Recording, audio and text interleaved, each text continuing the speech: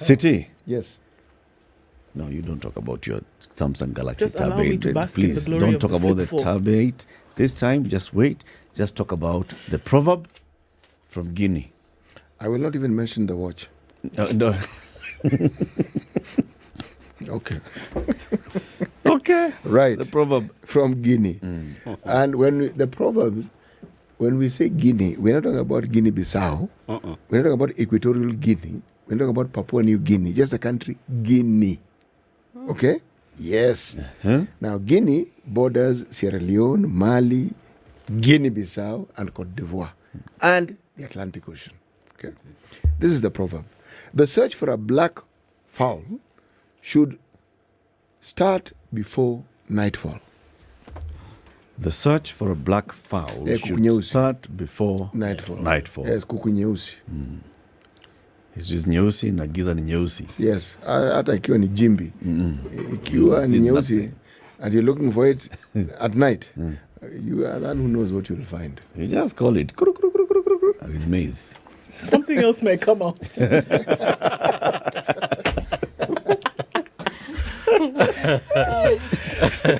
We have two guests in the studio this morning. Clemencia Osa is the Senior Director of Business Development at an organization called KDI, the Conqui Design Initiative. Mike Omaira is the Knowledge Management and Program Support Head at East Africa Philanthropy Network. Good morning, lady and gentlemen. Good morning. Karibuni sana to Kenya's biggest conversation. Asante. So today is the last Tuesday of November. Right? Yeah. Mike, what's so special about it? It is the last, and it is the first Tuesday after Thanksgiving that's celebrated in the US and part of North America. It happens to be the time when, for the last 10 years, that people have celebrated giving, and giving that arose from part of these big celebrations that they have had over the years. And this came through as people collect, as we say, over the years, people have started the collection of things, goodies that they have picked to celebrate Giving Tuesday.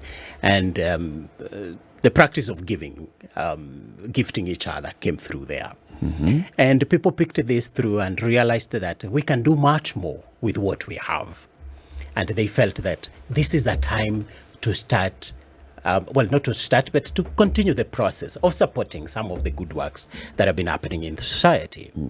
And so 10 years ago, a movement to celebrate giving, continue the giving that has been happening, started as Giving Tuesday. And they've been celebrating the first Tuesday after Thanksgiving.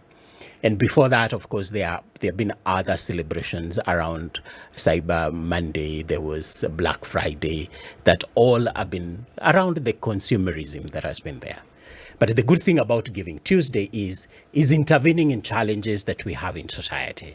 And so this began off from the US and has spread across the world. Currently, there are 85 movements across the world that celebrate Giving Tuesday.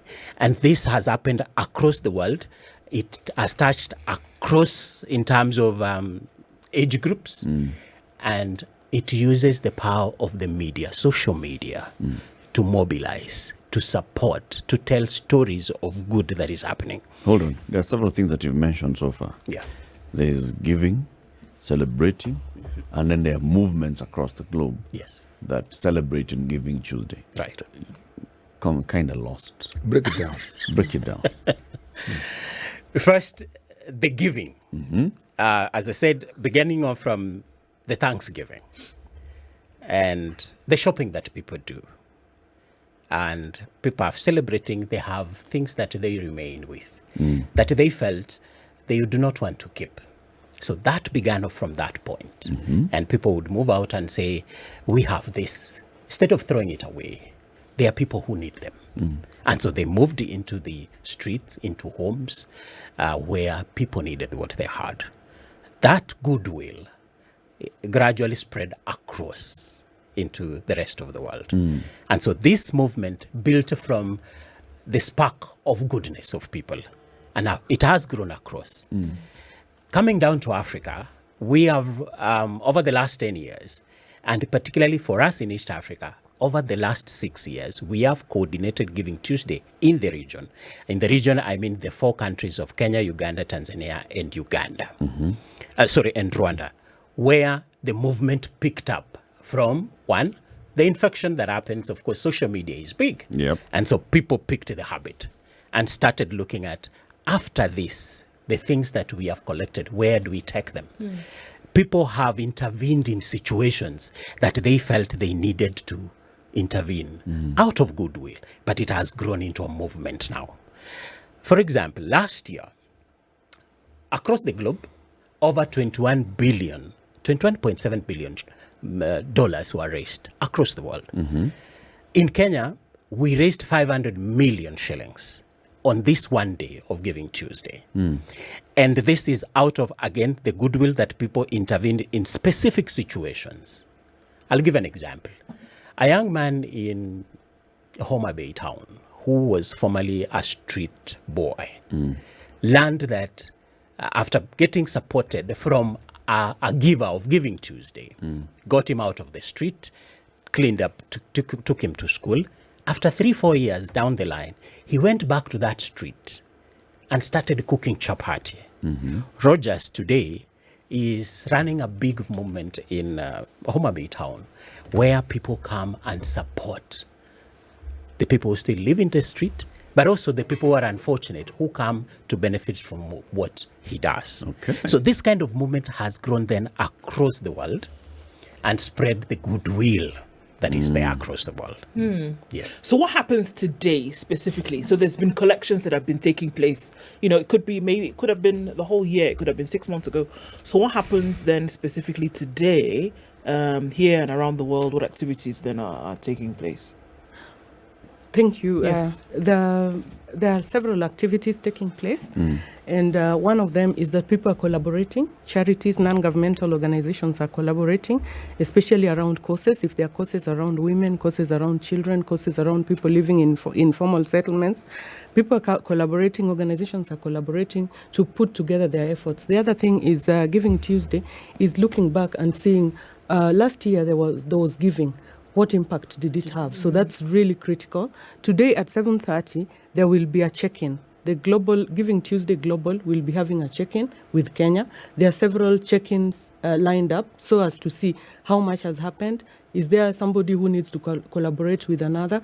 Is there money that has been raised? That's how we get to know the statistics of the money that has been raised so far.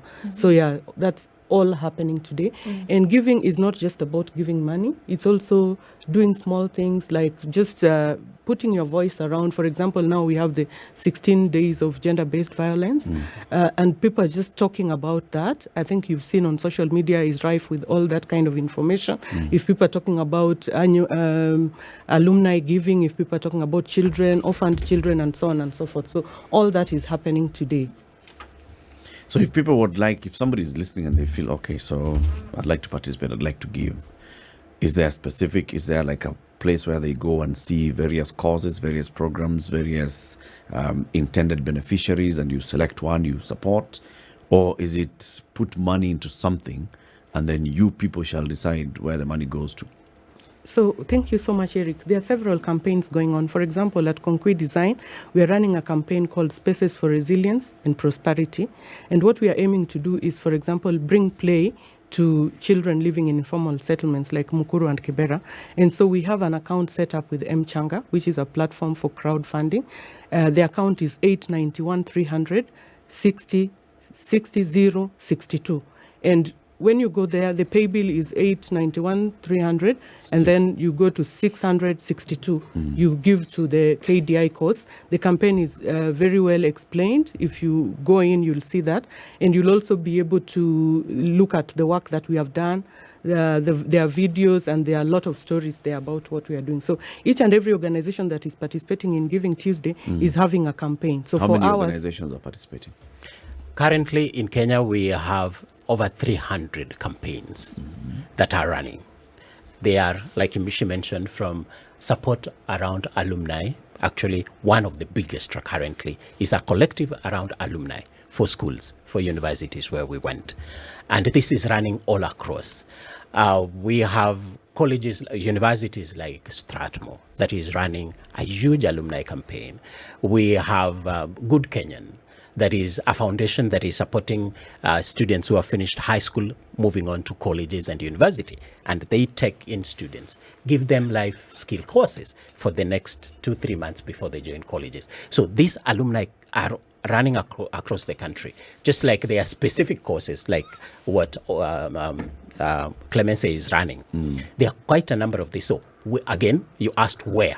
Online, on social media, particularly we are big on Twitter, and we are running on the hashtag Giving Tuesday. Okay. For Kenya, so every special campaign, like alumni, when alumni gives, is another hashtag that is running. When alumni gives, then big things happen. People get to know what is happening. People adopt schools. People go back to where they went to school. So that is where people can be able to give to get an opportunity to give and support something close to their heart. Are the targets for this giving predetermined? And are you feeling a specific need, or are we saying that, we just assume that there will be that people need clothing, that people need money for sustenance?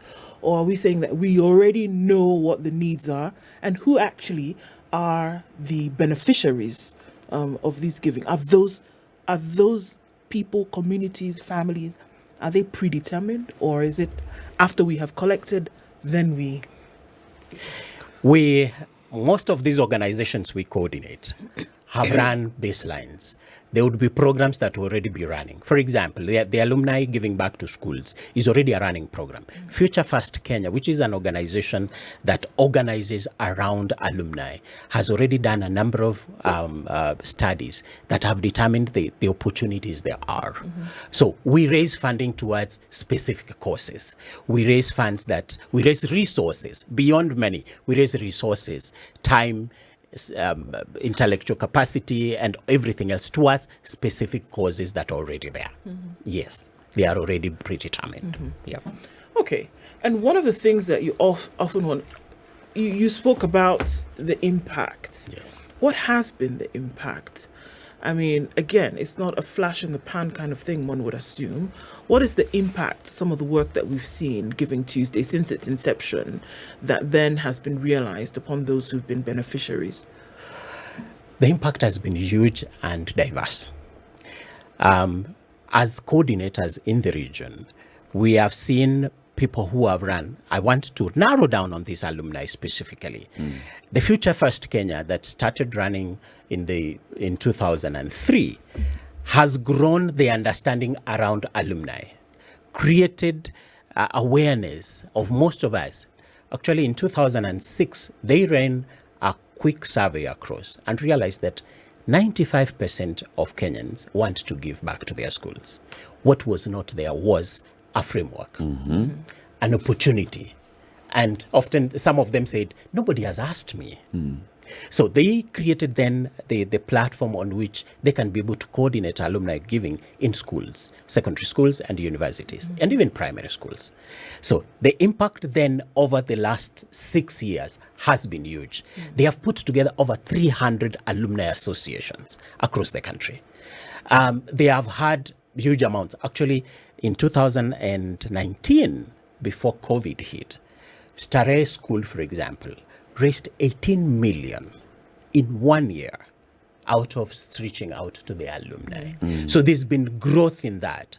People working around health, we have seen a lot of sustained growth in terms of reaching out to gaps that have been there of public health. We have seen opportunities where orphan children have been taken to school over the years.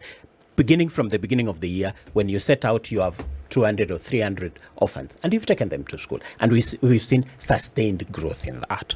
So it is impact that can be felt, that can be documented.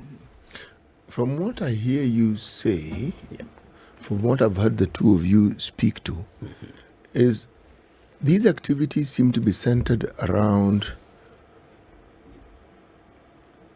town centers, urban areas. Perhaps I'm wrong. Perhaps you also do some work in the rural areas. But the reason why I bring this in is because I'm thinking of informal philanthropy that one found in communities, Right. where it was understood that members of the community who were not able to be assisted, people got together and assisted. Now, the structures that you speak of are excellent. Right. And it's like the next step after what I've referred to as informal philanthropy. Tell me, what do you do with the populations of the people who are in the rural areas? Because that is where the bulk of our population are, and that's where people are poorest, if you ask me. Or rather, where you'll find people who are poorest than the ones you find in town. The ones in town are glaring because they're right here and because of where they live, and they do need the services. That's one. Two, what do you do to encourage structures that had existed within communities where this sort of work that you're doing was part and parcel of the community? Because for the work you're doing to take shape, it means some of those structures fell apart. They no longer work as they do. Because if they did, then these problems that we're speaking of would not be as obvious as they currently are. Thank you. I'll respond, and then Clemencia will chip in. One is that, this movement rides on social media. So I want to agree that it's big in the urban areas or peri-urban areas. But we know, for instance, in Kenya, that the penetration of mobile technology has been big. So there's been movement towards the villages, towards the grassroots. We have organizations like SHOFCO that now mobilizes from the villages, puts together members around specific campaigns. For example, the campaign around water and clean water.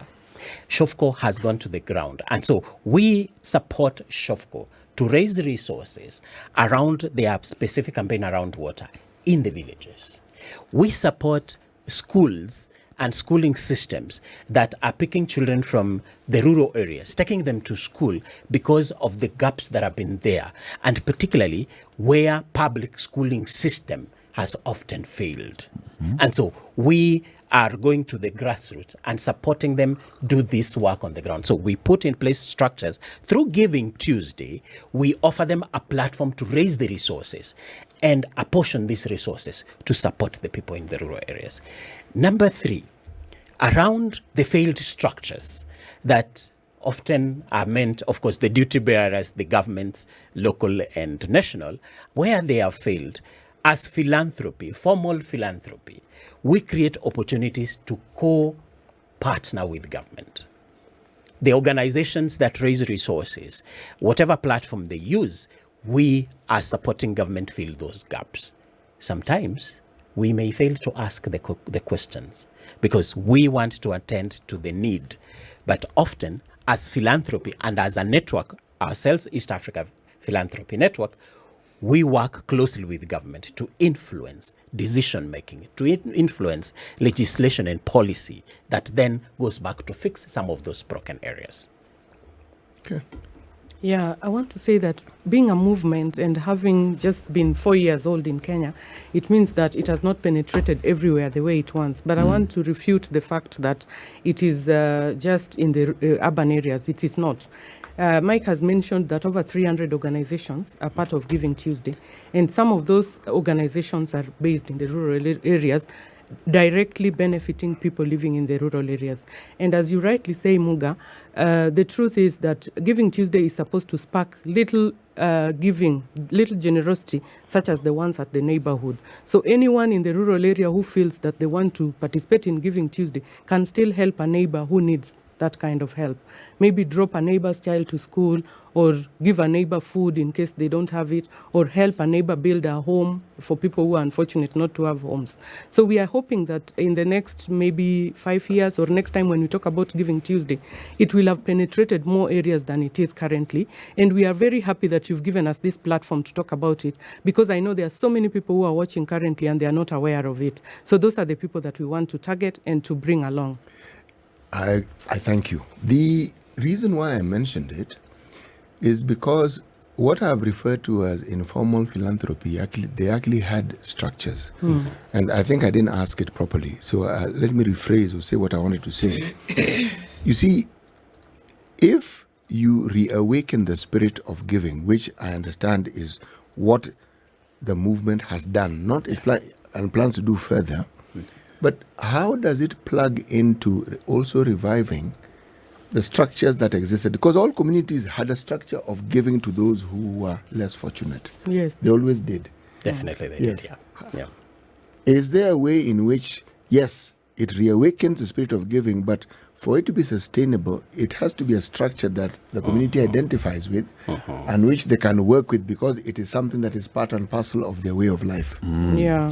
We can respond to that after we take this break. Okay. It's 7:30. This is The Situation Room. It's Kenya's biggest conversation. Tuesday, the 29th of November, 2022. It's Giving Tuesday. And to talk about that, our two guests, Clemencia Osa, who's a Senior Director of Business Development at KDI, Concrete Design Initiative, and Mike Omaira, he's a Knowledge Management and Program Support at East Africa Philanthropy Network. What is the importance of giving, and why Giving Tuesday, and how can you participate in Giving Tuesday? This is The Situation Room, the only way to start your day. CT, Yes, please. do you remember the question you'd asked?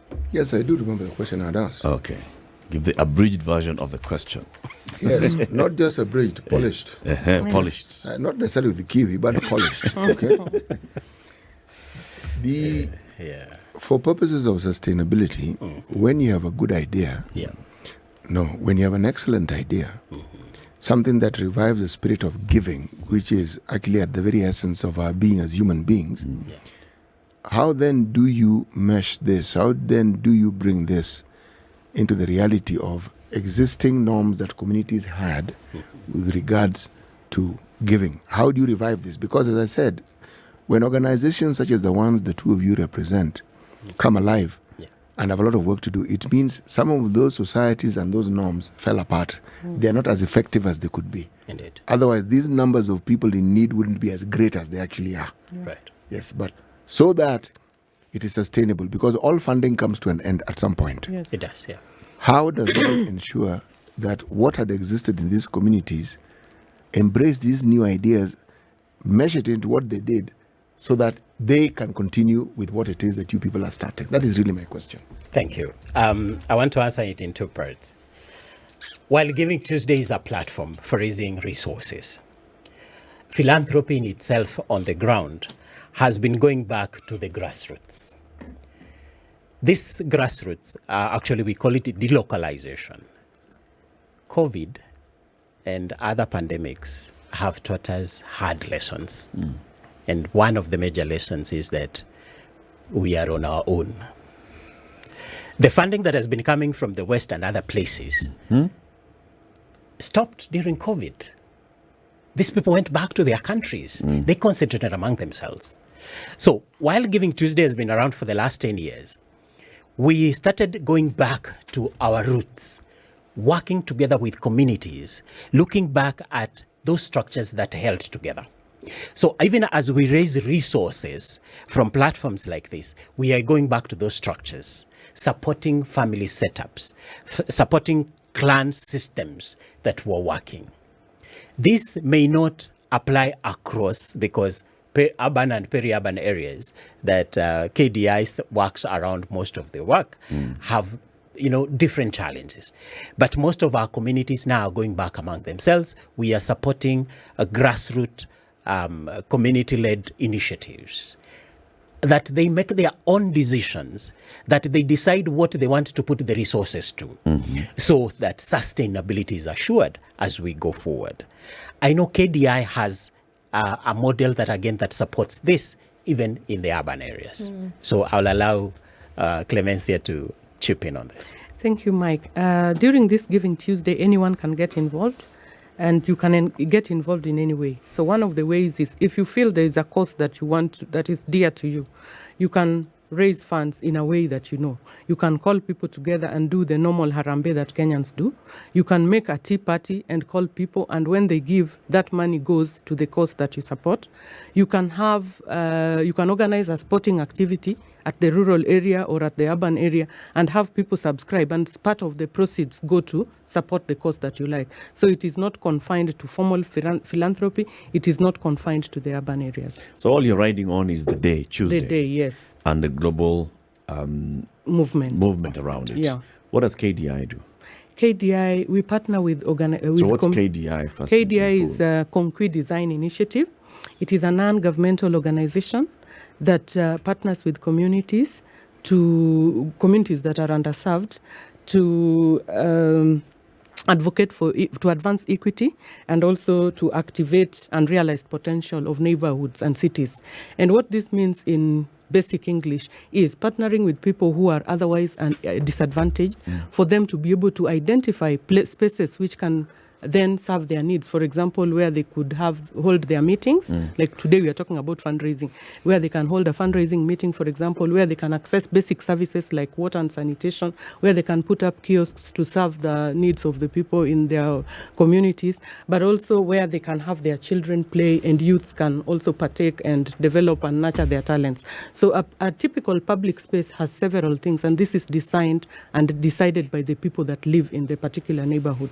The work of KDI is just to facilitate the process so that communities are able to identify what their priorities are in terms of public spaces. We work in informal settlements, but we also work in places like Kakuma, which is not an informal settlement, but a place where displaced persons live. And so just helping these people identify through a series of workshops and processes what they want to develop for themselves. So they are the ones who identify that we want to have a park here, we want to have a greenhouse. For example, there are greenhouses in Kibera. We want to have a plastic recycling because that is what we have trained ourselves to do. And then they are able to support the environment, mitigate climate change, but also just respond to their basic needs. So that's what KDI does. Do you have an example of an organization or a community that you've supported? Yes, we have New Nairobi Dam Community, which is in Kibera, around high-rise area, just the area bordering high-rise. We also have Vuma, which is Vijana Usafi na Maendeleo, which is also based in Kibera around Makina. What have you done? There are with them? 11 of them. So what we have done with them is we took them through a process of identifying what they needed in terms of rehabilitating the area. The area used to flood. So KDI came in and spoke to the communities, and these communities involves everyone, including children, youths, women, old people, and they're able to identify what they need. So one of the things they identified was they needed a social hall where they can have their meetings. For example, when somebody passes away, they don't have to go far away from the city to be able to meet. And then they are also able to access water and sanitation and also mitigate floods. So there's a public space that has been built there. Underneath that public space are thousands of crates of Coca-Cola, and that has been able to help mitigate the flooding. So that is one example of the public spaces. We have photos of those. If you are interested, we could share the photos of the places. The other one is the Nairobi Dam, which was a dump site and which was becoming a menace, and it was a place for dumping. But then that has been transformed, and now we have a social hall, we have a play area for children. We also have a plastic recycling, a garden, and also toilets, wash facilities, as well as a greenhouses, and a solid waste recycling place where the solid waste is used to plant flowers elsewhere. So those are living areas where that has happened. And if people from Kibera are watching, I'm sure they can actually attest to that, yeah. So beyond giving to meet somebody's initial need, the need could be clothing, the need could be, food on that daily basis. Do I hear you also saying that what we're trying to do is one of two things? On one side, create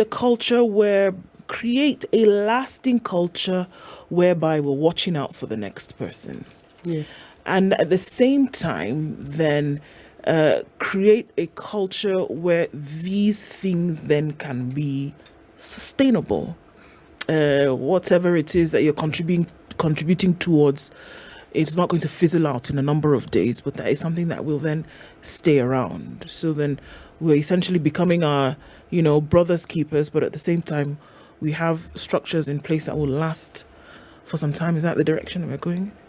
It is indeed. It is indeed the direction we are going.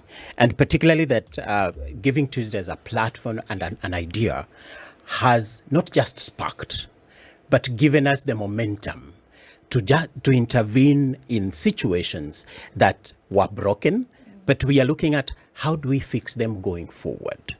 We raise awareness around these issues.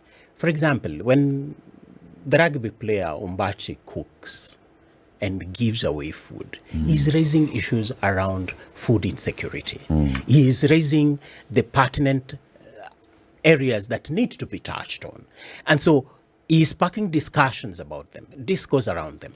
And as he does that, then he, as we say, brings together people to respond to this situation. As we say, problems are local and solutions need to be local. So for us, Giving Tuesday, and as a network of philanthropy organizations in the region, we are looking at how do we support local people solve their local problems. Yeah. Now, people think about, just like we've been saying, people think about giving on a constant basis. Yes. There's formal and informal giving. Of course, you say you organize the formal philanthropy organizations. Yeah. How do you vet them? How do you vet those that then get into your network? It's an elaborate process, though. For those who want to join the East African Philanthropy Network, it's an elaborate process. KDI is one of our newest members. That is at the formal level. At the informal level, the members, for example, who are participating today in giving, the organization, the more than 300 organizations, we put them through a process of gauging their causes. Are they legitimate? They don't go into Latif's pocket, the money that he will raise, the resources that he will raise. Does the cause that he champions exist? Does it touch other people? So we put that through a quick process. And two, we look at the community you're supporting. And therefore, it gives legitimacy to what you're doing. That is at one level. And then the second level is who is around you?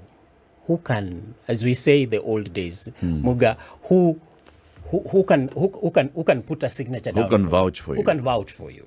So then, whatever you are raising onto this platform is not selfish. There has to be somebody else who endorses and says, yes, I know what they're doing and what they've been doing is a good thing. Yes. No, I laugh because every time someone refers to a time gone by and the word old is read. And Mike here, Moga, you see, like in the old days, I've got it. And one of the organizations that is participating in this is the Good Kenyan Foundation. Yes, they are. It was founded by Humphrey Kayange, Yes. the Rugby Hall of Famer. Yes, yes. And they've been doing, the work that you've talked about, like in Kibra or the question that always comes when people are giving is accountability. Right. Once I have given money, Yeah. the president has inaugurated another Harambee committee now for food. Yes. Yes. Yeah. The previous one for COVID, we have been asking on this show, Yeah. was there a report ever given? I contributed to that pay bill number. Did I ever get a report of this is where the money went? Do you ask those who are participating to send a report to those who are giving?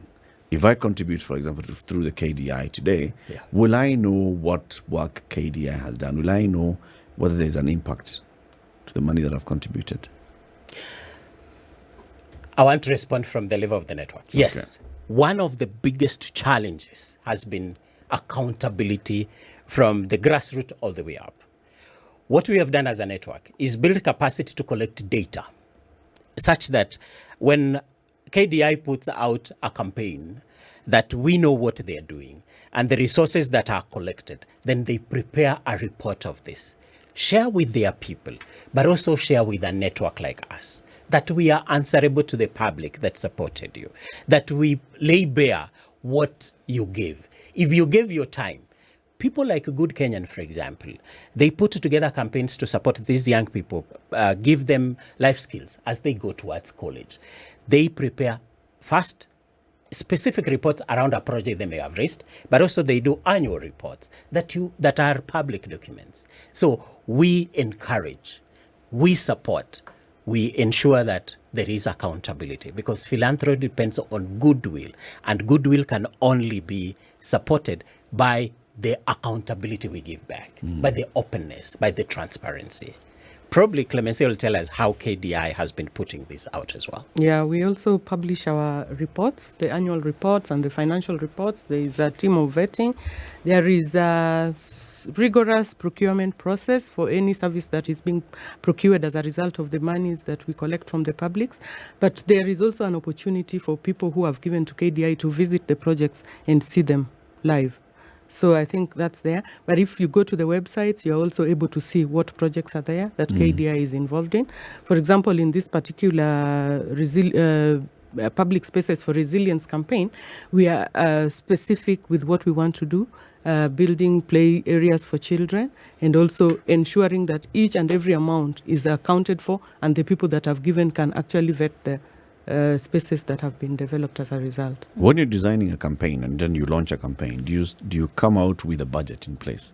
For Yes. example, on this Giving Tuesday, is KDI out there saying we are seeking to raise 3 million shillings, 10 million shillings to go towards this particular specific project? Yes. How much are you We are seeking to raise? seeking 6 million to develop 3 public spaces and also to fit them with the various components that I've talked about, like the wash component, the play area, the kiosks, and so on and so forth. So that is very clear. It is 6 million shillings. Yeah. Okay. What would we want to see, in the coming years? It's been 10 years of Giving Tuesday. Obviously, where it is now is not where it started. And there have been communities who've been coming together, individuals who've been coming together and having this understanding of what generosity actually does. So where would we want to see it go? There's some people who've never heard of it before, and maybe want to plug in. There are people who've been part of it and maybe say we can actually do a lot more with this. There's so many things going on if we're looking at Kenya specific, so many things going on in the country at the moment. I mean, the drought is like the monkey on our shoulders. There's so much every year. Even if there wasn't a drought, there would be something else. Definitely. What would we want to see? I say 3 things. One is individual involvement. We want to see many more people involved, particularly in those causes that touch them. Again, it is that touches you. For instance, the alumni thing we are talking about. We all went to schools. We look at some of us who went to public schools. You go back to your school and you look at how terrible the infrastructure is. Or even if it is in place, some of the big schools, they are struggling with things. So we want to see more people involved, more people giving their time and resources. But number 2, we want to see people raising their voices in opportunities where they are duty bearers, whether it is county governments or national governments. We want to see people raise their voices around this. We want to see more participation in decision making. Let people come out and say, look, this is ours. We pay our taxes. We want to see this fixed. Just like Clemencia talks about urban spaces, people need to come out and defend these places. Thirdly, we want to see involvement in policy and legislation. Apart from raising our voices, telling the stories of what has happened, we want to see opportunity to participate in policy and legislation, that we protect that which is ours, yes? But we also see progress in terms of where this needs to go. We will not depend on philanthropy forever, yes? We will always be on this earth. There will be other generations, but we want to see generations taking responsibility. That's how we see it. How does this affect, or how would this include, younger people? I'm talking about school age, school-going age children who maybe we want to now have them imbibe a culture of looking out for the next guy. Interesting enough, like I mentioned, Giving Tuesday largely depends on social media. The biggest givers actually are now the younger age. The generation X and Z are big in this. Part of what we are doing, part of what's happening in Giving Tuesday is there is a movement around young people. They call it the Spark. The Spark group then supports younger children in school, gives them opportunities to give. We celebrated part of this giving in September, where younger generations are now looking at the environment. They are looking at planting and growing trees. They supporting this. We are looking at children looking at the immediate environment in terms of the dirt the collection of that, the recycling of that. We are helping our children to look at this, but also involving them in the processes, learning as they go along. And so Giving Tuesday is one platform where the younger generation are taking charge of the situation through their skills of social media, but also through their capacity to tell stories, which is really big in Giving Tuesday. Is it possible to talk about any work that you do with schools, Indeed, yes. universities, Yes. colleges? Yes. I say this because when people are in a learning institution, it's a captive audience. It's there are people you can pass message to in a far easier way, and yet at the end of school they all go back to communities. Yeah, they do. So if this knowledge Yeah. is embedded in the learning processes, then the culture that you hope to create now gets a generational push. So it means younger people get to imbue this particular understanding of things. Yeah. And so it's something they grow up understanding is important. In KDI, we work with learning institutions, Yes. especially the higher level learning institutions like universities, and they are involved in research and testing innovations. So, for example, what works in what type of environment, and then they help to scale that up and come up with new ways of doing them. So we really work with the universities and learning institutions. I'm a teacher.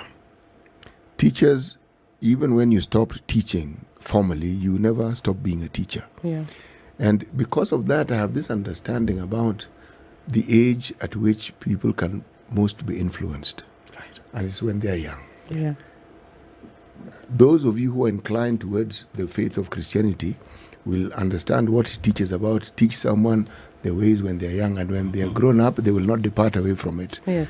So, even as you work with the universities, perhaps you can partner with people whose focus is working with younger people, because some of these values, I'm just thinking of how impactful this would be if people got these values inculcated into their system at a younger age, and how big that impact would actually be. For us, we also have public learning spaces, which are in the informal settlement schools, and those schools also involve children in the whole process of designing a public space. So that is something that we currently do. What we have not done actively is involving the children in philanthropy. So maybe that's an area that we need to learn. But we have involved them in our processes of developing the public spaces and identifying their priorities as children to participate in the public spaces. As Giving Tuesday movement, part of our involving the younger generation is through schools, what City has referred to as younger generations, primary schools and secondary schools. We are giving them opportunities to design things that they like to do. And so I refer to one of them around tree and tree growing. And they have been doing this at various levels, and various countries have different running programs. In Kenya specifically, we are very deliberate to support the younger generation to look at the environment, and particularly climate mitigation, as an opportunity to give back their knowledge, but also to continue learning and cooperating and creating partnerships. So we see this as an opportunity to inculcate in them the giving culture, not just their time and even whatever resources they may get their hands on, but also going forward, building this giving culture that supports their own systems. Clemencia, Yeah. as we conclude, remind us how people can support KDI, your M-Changa. People can support KDI through the pay bill 891 300 662. That is 891 300. Yes. And then the account number is 662. So pay bill 891 300 and account number 60062. Yes. And that's it. Yeah. Contribute from whatever amount. From whatever amount. No amount is little, because every little amount from many people will make a big amount that will make a big impact. Okay. Yeah. Mike, if I want to know which other organizations are participating under your network, how would I know about this? Those of us who may be on Twitter, we are running a hashtag Giving Tuesday. We are running a hashtag alumni when alumni gives. And therefore, it opens that opportunity. You will see a list of them, as I said, over 300, raising funding from across the country, but also across the world, wherever we may be. But also, we have organizations within our immediate neighborhoods that are doing things that may not be on Twitter, they are on Facebook. So those of us who are on Facebook, which is more common, there are quite a number of those that are happening. So look at those, walk in there and support them. Support whichever. Whichever that touches your heart, that is closer to you. Thank you. Giving Tuesdays, that's what's happening today. It's about philanthropy. It's about giving back. It's about supporting one another. Mike O'Meara is a knowledge management and program support at East Africa Philanthropy Network. And Clemencia Osa is the Senior Director of Business Development at KDI, Concui Design Initiative. Thank you very much for keeping it